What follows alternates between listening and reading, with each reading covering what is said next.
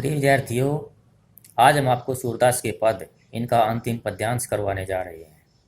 सूरदास के पद सूर सागर के भ्रमर गीत से लिए गए हैं और सूर सागर के भ्रमर गीत का प्रमुख उद्देश्य है ज्ञान और योग का खंडन कर निर्गुण भक्ति के स्थान पर सगुण भक्ति को प्रतिष्ठित करना है, जिसमें सूरदास पूरी तरह से सफल हुए हैं।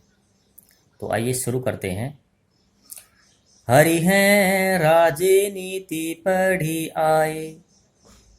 जो गोपियां हैं वो आपस में कह रही हैं कि हे सखी, भगवान श्री कृष्ण ने राजनीति की शिक्षा ग्रहण कर ली है, क्योंकि जो बात वो कह कर गए थे उन्होंने आज तक पूरी नहीं की है। वो कह कर गए थे कि वो बीच बीच में मिलने के लिए आते रहेंगे, लेकिन वो एक बार भी हमसे मिलने नहीं आए।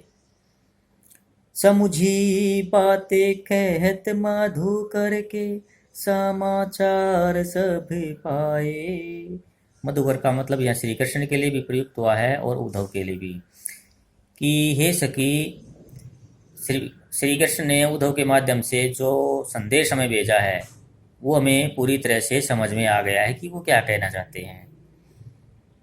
इक अति चतुर होते पहिले ही अब गुरु ग्रंथ पढ़ाए। हरि हैं राजनीति पढ़ी आए। एक तो वो पहले ही बहुत चतुर थे, बहुत चालाक थे, और अब तो उन्होंने बड़े बड़े धर्म ग्रंथ पढ़ लिए हैं, अब वो और ज़्यादा चालाक हो गए हैं। बड़ी बुद्धि जानी जो उनकी जोग संदेश पठाए। हरि हैं राजनीति पढ़ी आए। जो योग का संदेश वो हमें दे रहे हैं उससे ये लगता है कि उनकी बुद्धि का बहुत ज़्यादा विकास हो गया है, वो बहुत बड़े ज्ञानी हो गए हैं। उधो भले लोग आगे के परहित डोलते धाये। हरि हैं राजनीति पढ़ी आए। अब प्राचीन काल का उदाहरण गोपियाँ देती हैं कि हे सखी, प्राचीन काल में लोग दूसरों का हित करने के लिए इधर उधर मारे फिरते थे।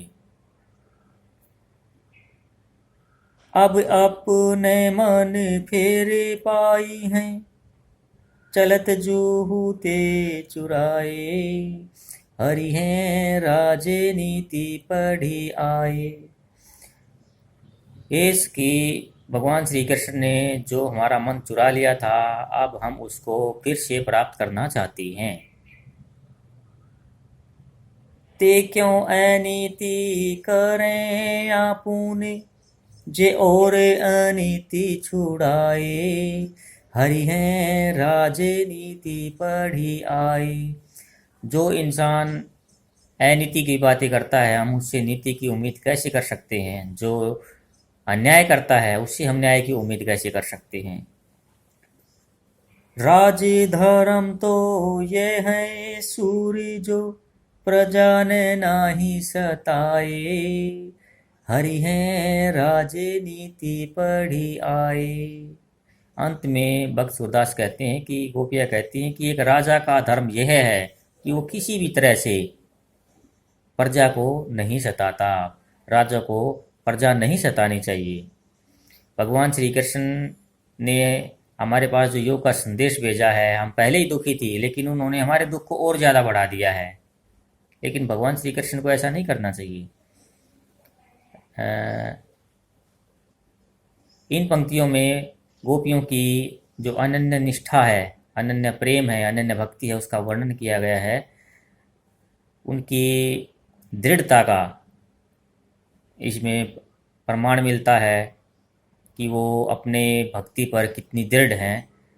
भाषा बड़ी सरल है, भाषा बड़ी सरस है, भाषा बड़ी मधुर है, भाषा प्रवाहमयी है, भाषा भावों के अनुकूल है, भाषा भावाभिव्यक्ति में सहायक है। अनुप्रास अलंकार का सुंदर प्रयोग हुआ है।